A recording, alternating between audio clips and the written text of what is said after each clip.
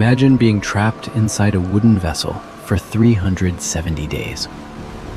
No cities, no land, no certainty that tomorrow would ever come. Only 8 human beings remained alive on Earth. Around them stood thousands of animals from every corner of creation. The Ark drifted across a world that no longer existed. There was no rudder to guide it, no sail to control it, no map, no destination.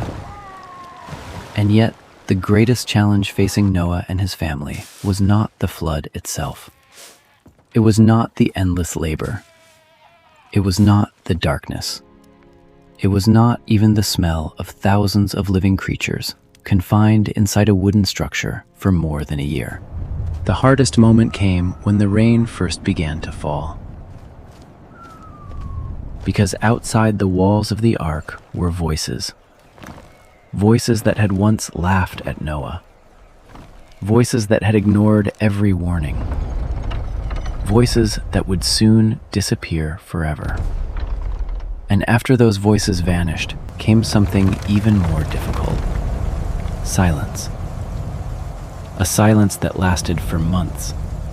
A silence so deep that even Noah may have wondered whether God had forgotten him. But to understand what happened inside the Ark, we must first understand the world Noah lived in. According to Genesis, humanity had descended into violence and corruption. Every thought seemed consumed by evil. Among that generation stood one man described with 2 remarkable Hebrew words: tzaddik, tamim. Righteous, blameless, not perfect, but faithful. While everyone else ignored God's warning, Noah kept building. For more than a century, he worked on a massive vessel far from any sea. His neighbors mocked him. His generation dismissed him. Yet day after day, year after year, Noah continued. Because sometimes faith is not believing after you see the evidence. Sometimes faith is building, long before anyone else sees what is coming. And when the door of the Ark finally closed, the greatest survival story in human history began. In this documentary, we will follow Noah's family day by day inside the Ark. How they lived, how they worked, how they survived, and why one ancient Hebrew word changes everything we think we know about this extraordinary story. Let's begin. A dry plain stretched to the horizon. No coastline, no harbor, no sign that water would ever reach this place. And yet rising from the earth stood one of the largest wooden structures the ancient world would ever see. Its builder was Noah. By the time construction neared completion, he was almost 600 years old. For more than a century, he had worked under the same question: why build a ship where there was no sea? His sons grew up beneath its shadow: Shem, Ham, Japheth.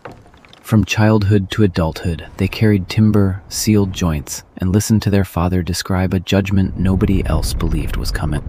The Ark was not Noah's invention. According to Genesis, its dimensions came directly from God. 300 cubits long, 50 cubits wide, 30 cubits high. An enormous rectangular vessel. Thousands of years later, engineers would discover something remarkable.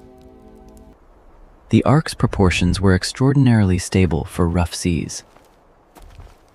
Long before naval architecture existed, the design already worked. Inside were 3 decks, 1 door, and a window near the roof known as the Zohar. But perhaps the most fascinating detail appears in a single Hebrew word: kinim. Many translations simply call them rooms. Yet the original meaning is closer to nests, not cages, not prison cells. Nests. Places designed to preserve life. The ark was not merely transportation. It was a sanctuary carrying the future of creation. Then came the command Noah had waited decades to hear. Enter the ark. Animals began arriving. Pairs and groups moving toward the vessel. Hooves striking wood. Wings beating overhead. Deep growls echoing from the lower decks. The smell of fresh timber mixed with animal fur and black pitch.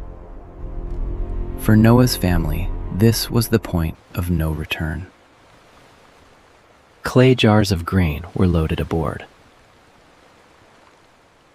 Olives, dried figs, lentils, everything needed for a journey whose length nobody understood. Outside, the crowds gathered again. Some laughed, others pointed. A few shouted insults toward the old man who had spent a lifetime building a ship for a flood they had never seen. One evening, Noah's youngest son found him alone. The question had been growing inside him for years. Finally, he spoke. "Father, what if it never happens?" For a long moment, Noah looked across the empty plain, the unfinished conversations, the mocking voices, the years of labor. Everything depended on the answer. At last he replied, "It will come." Then, after a pause, he added something unexpected. "And I hope I am wrong." The next morning, the family entered the ark. The animals settled into their places. Supplies were secured. The sounds of the outside world echoed through the open doorway one final time. Then Genesis records one of the most powerful lines in the entire story. The Lord shut him in. Noah did not close the door. His sons did not close the door. God closed it. The ark was sealed. The decision was final. And yet something strange happened. Nothing.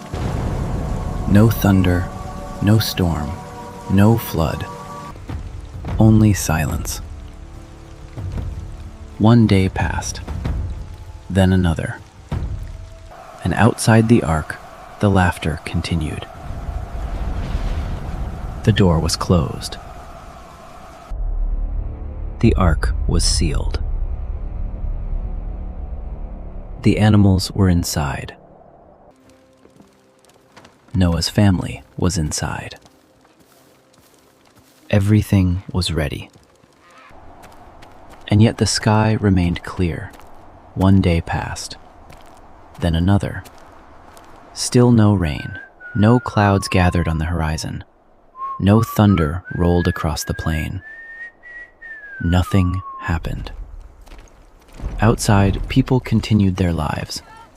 Children ran through the fields. Merchants traveled the roads. Neighbors laughed at the enormous vessel sitting motionless on dry ground. The ark had become a monument to ridicule. Inside, the atmosphere felt very different. Every creak of the wooden beams sounded louder. Every hour felt longer. Noah's family waited. And waited. And waited. On the third day, Noah's wife pressed her ear against the wall of the ark. She could hear voices outside. Familiar voices. People she had known for years. Perhaps relatives. Perhaps old friends. The sound drifted through the wood. Laughter. Conversation. Life continuing as though nothing would ever change. She had no idea those sounds would soon disappear forever. Meanwhile, the youngest daughter-in-law struggled in silence. She was only 17 years old. far younger than the others. She sat quietly on the middle deck, watching her husband, searching his face for confidence, searching for certainty. But he was searching for the same thing in her. Neither spoke, because neither had answers. By the 6th day, even Noah felt the weight of uncertainty. He climbed toward the Zohar near the roof. The sky above was perfectly blue. No clouds, no storm, no sign of judgment, only sunlight, only silence. For more than a century, he had trusted God's warning. Now he stood inside a sealed ark, wondering what would happen next. Then the 7th day arrived. The waiting ended. At first, it was almost impossible to notice. One small sound, a single drop striking the roof, then another, then another. Noah listened. Nobody moved. The drops became a pattern. The pattern became a rhythm. The rhythm became a roar. And suddenly the sky seemed to tear open. Genesis does not describe an ordinary storm. It describes a world coming apart. The windows of heaven were opened. The fountains of the great deep burst forth. Water came from above. Water came from below. The earth was being overwhelmed from both directions at once. Inside the ark, the first impact was terrifying. The vessel lurched violently, not a gentle rocking motion, a sudden shove, like an invisible hand pushing against the hull. Clay jars crashed onto the floor. Supplies shifted. Family members grabbed support beams. The ark was moving. For the first time, it was no longer resting on land. It was floating. Below them, the animal compartments grew strangely quiet. The panic Noah expected never came. Many creatures entered a dormant state. Their activity slowed, their energy consumption dropped. Predators and prey alike became calm. The ark did not sound like a raging zoo. It sounded like a sleeping world. But the humans remained awake. They listened to the storm hammering against the wooden hull, hour after hour.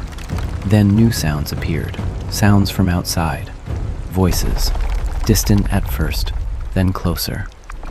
Noah's wife stood frozen beside the wall. She could hear people calling out. Some were strangers.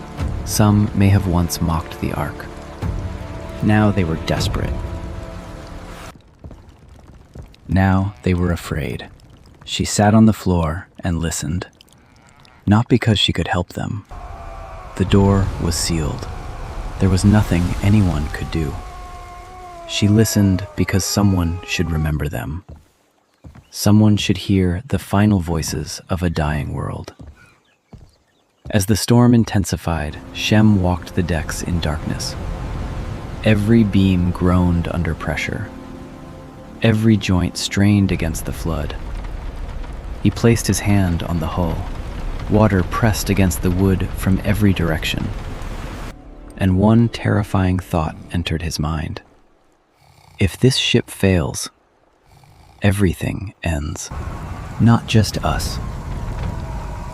Everything that breathes. The future of humanity now floated in darkness upon an endless sea. The storm continued. Day after day. Night after night. Inside the ark, survival became routine. Not comfortable. Not easy. Simply necessary. Around them lived thousands of creatures. Every stall required attention. Every deck demanded maintenance. Every day brought new responsibilities. Then came day 28. A small oil lamp flickered on the middle deck. Its flame struggled against the damp air. The lamp went out. A young woman relit it. Minutes later, it died again. She relit it a second time. Again, it failed. This time she left it dark. She sat alone beside the cold lamp, motionless, silent. The darkness around her seemed to mirror the darkness within her heart. Earlier in the journey, she had carried hopes for a child. Now those hopes were gone. Hours later, Noah's wife found her sitting there. Neither woman asked questions. Neither offered explanations. Words would not help. So they sat together in silence. Sometimes grief speaks loudest when nobody says anything at all. Meanwhile, life aboard the Ark continued. Thousands of animals produced enormous amounts of waste every day. The task never stopped. Japheth spent much of his time on the lowest deck, among shadows, among channels carrying waste away from the animal stalls. At first, the smell had been overwhelming. Eventually, he stopped noticing it. That frightened him more than the smell itself, because it meant he was adapting to a world that no longer felt normal. Sometimes he would pause during his work and think about the people left behind. Neighbors, friends, faces he would never see again. The rain continued for 40 days. 40 relentless days. Then finally, it stopped. The constant roar faded away. For the first time in weeks, a strange stillness settled over the Ark. Noah noticed it immediately. The silence felt different now. Not peaceful, not comforting. Empty. Genesis tells us what had happened outside. Every living thing on the earth had perished. Cities were gone. Fields were gone. Roads were gone. The world Noah had known no longer existed. Only 8 people remained alive. 8 people floating on an endless ocean. But the journey was far from over. The waters continued to prevail upon the earth. Day 50. Day 70. Day 90. Nothing changed. No land appeared. No birds returned. No message came from heaven. To preserve their sanity, the family created routines. Shem's wife began marking the passing days. Each evening, she drew a small line on a wooden beam, one mark for every day. At first, the lines were neat and orderly, groups of 5, carefully spaced. But as the weeks passed, the marks became uneven. The waiting was wearing everyone down. The Ark never slept completely. Someone was always awake. Someone always carried an oil lamp through the darkness, checking the seams, inspecting the stalls, listening for signs of trouble. Japheth often took the night watch. Hour after hour, he walked the decks, listening to the breathing of animals, listening to the groaning of timber, listening to silence. Water systems required constant monitoring. Channels distributed fresh water throughout the vessel. Ham's wife became an expert at detecting problems. Each morning, she tapped the water lines with her fingernail. A healthy pipe produced one sound. A blockage produced another. Most people never noticed her skill, but the survival of countless creatures often depended on it. Food was carefully rationed. Stored grain, dried figs, olives, lentils, salted meat, enough to sustain the family through the long months ahead. Once each week, Noah's wife baked bread. The smell drifted through the Ark, through the darkness, through the endless routine. For a brief moment, it reminded everyone of the world they had lost. A world of homes, a world of meals shared together, a world now hidden beneath the waters. And still the days continued, one after another. The ark drifted onward. The sky remained silent. The sea remained endless. And for those aboard, the greatest test was no longer survival. It was waiting. Waiting without answers. Waiting without certainty. Waiting while heaven seemed completely silent. The smell of fresh bread drifted through the ark. For a few moments, nobody worked. Nobody spoke. The family simply gathered together. It was the closest thing they had to normal life. A reminder of a world now buried beneath miles of water. Then the meal ended. The routine returned. And the waiting continued. Day 80. Day 90. Day 100. Still no land. Still no birds. Still no message from heaven. And this is the part of the story most people overlook. The flood was terrifying, but the silence may have been harder. For 150 days, Scripture records no new instruction. No vision. No dream. No reassurance. Nothing. Only water stretching endlessly in every direction. Only the groaning of timber. Only the slow passage of time. One evening, Ham's wife sat beside her husband on the middle deck. The oil lamp burned quietly between them. For weeks, she had carried a question she was afraid to ask. Finally, she spoke. "He isn't speaking to your father anymore." Ham stared into the darkness. For a long moment, he said nothing. Then he answered softly. "I know." That was the entire conversation. Nothing more needed to be said. Everyone aboard the ark had been thinking the same thing. On day 112, Noah climbed toward the Zohar. The air was cold. Gray clouds hung above the ocean. Below him stretched an endless world of water.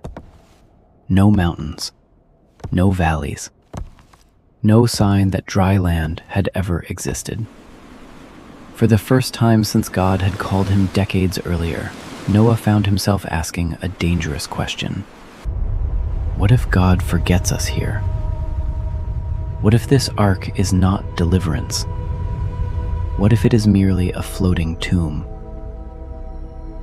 The thought terrified him. Not because he lacked faith,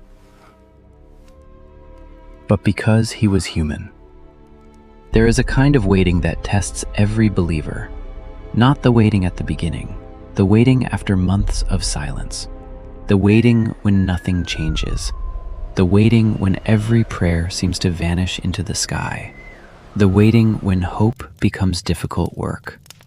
And then everything changed. Genesis 8:1, 5 simple words, "And God remembered Noah." At first glance, the sentence seems ordinary, but the Hebrew language reveals something extraordinary. The word is zakar, remembered.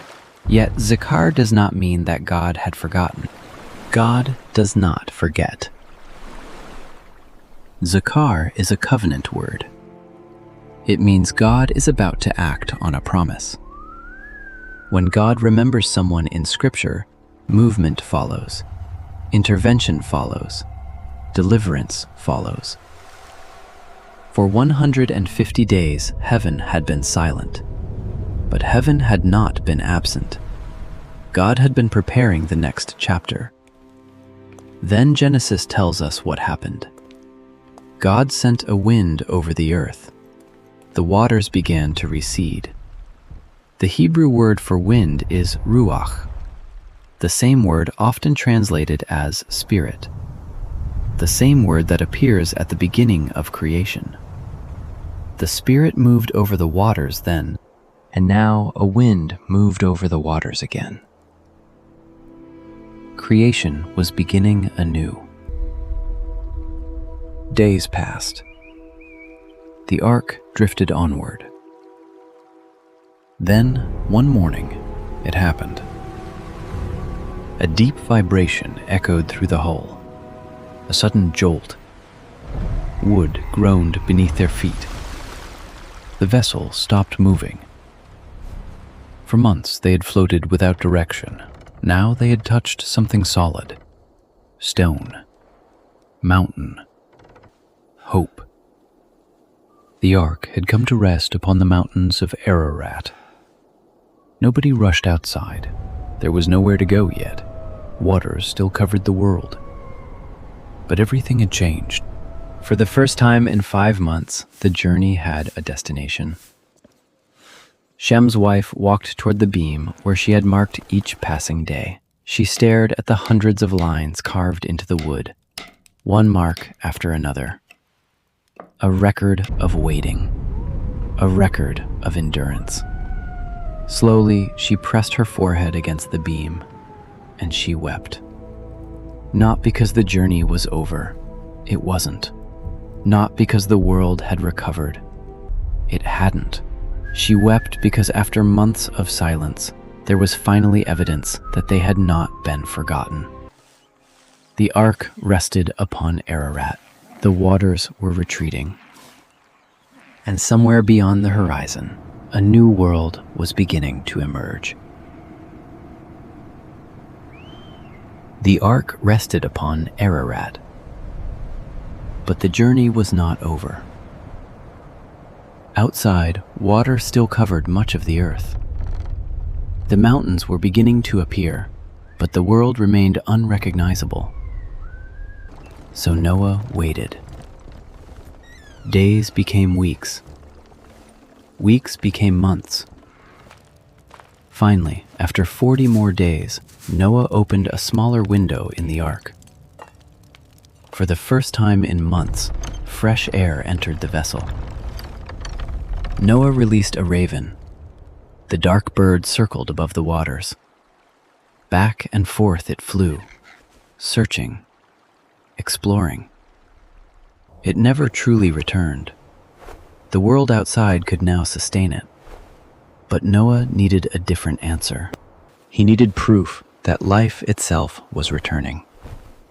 7 days later, he released a dove.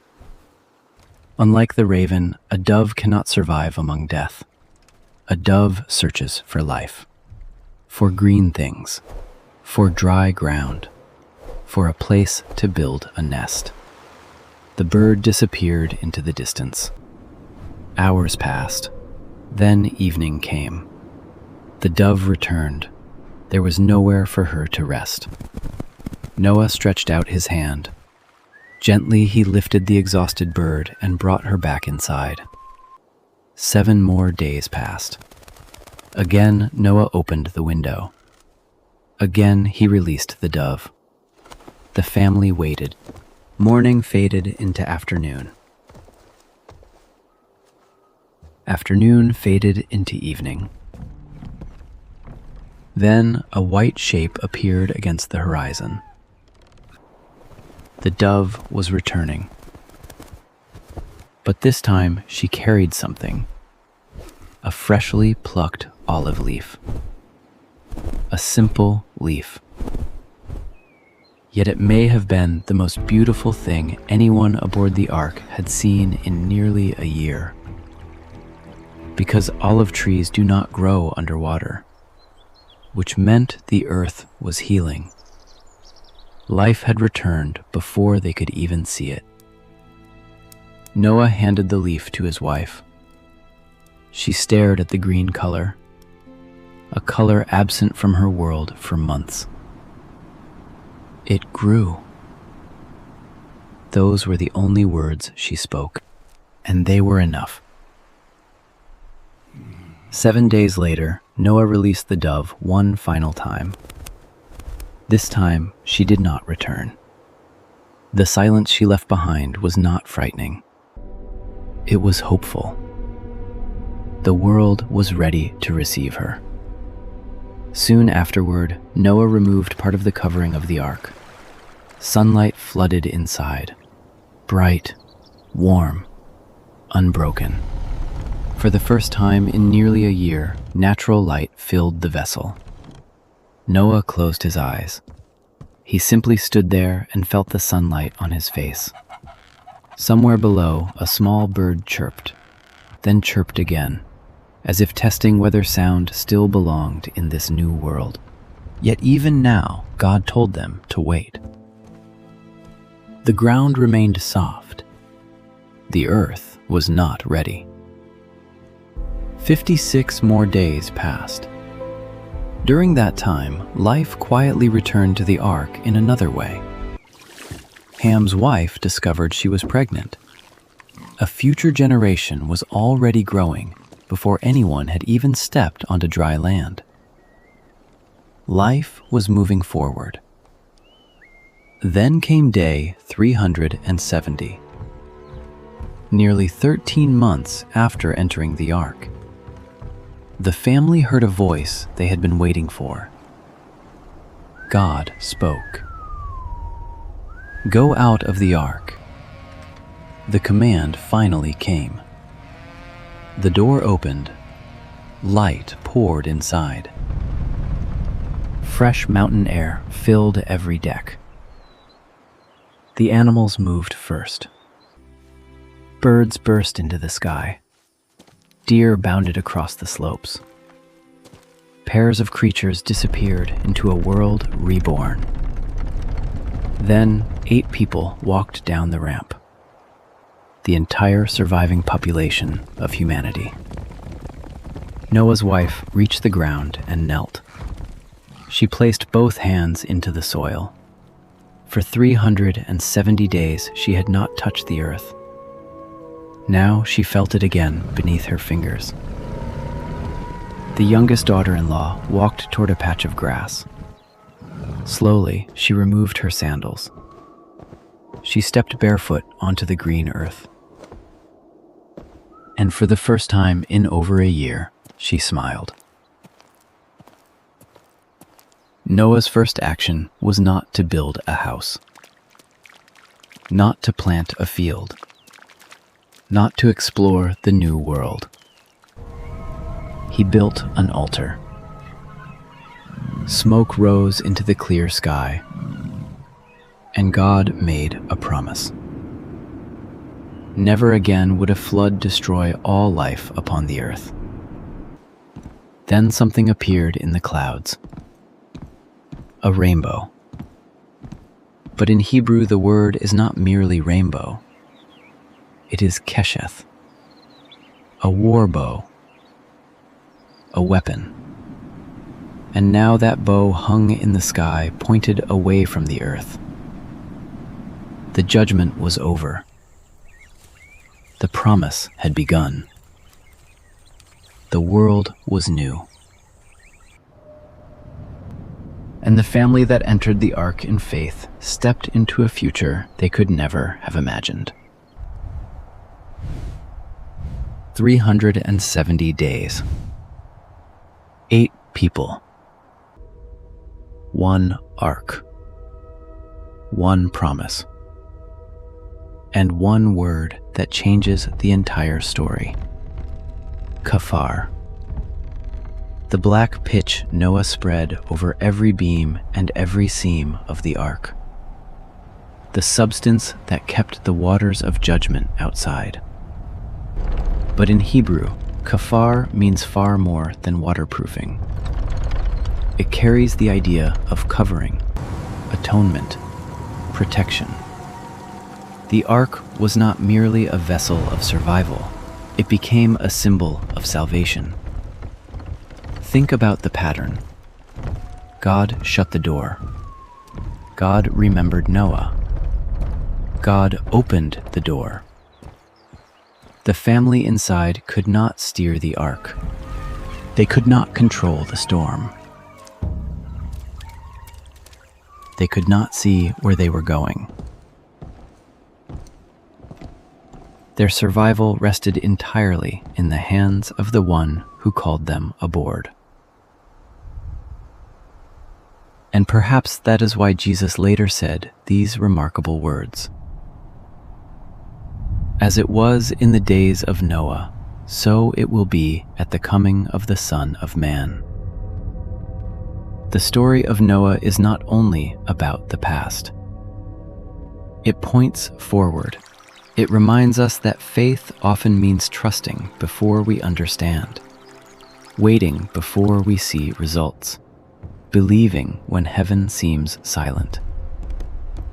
Because the same God who shut the door was the God who remembered Noah. And the same God who remembered Noah was the God who opened the door.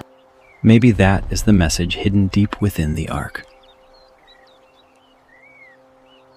Not that Noah never struggled. Not that Noah never doubted. But that God remained faithful even during the silence. And sometimes, when it feels like nothing is happening, God may be preparing the very thing He promised all along. If you enjoyed this journey through one of history's most famous stories, be sure to subscribe and join us for the next documentary.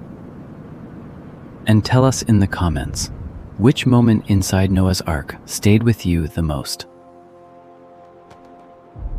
Until next time, thank you for watching.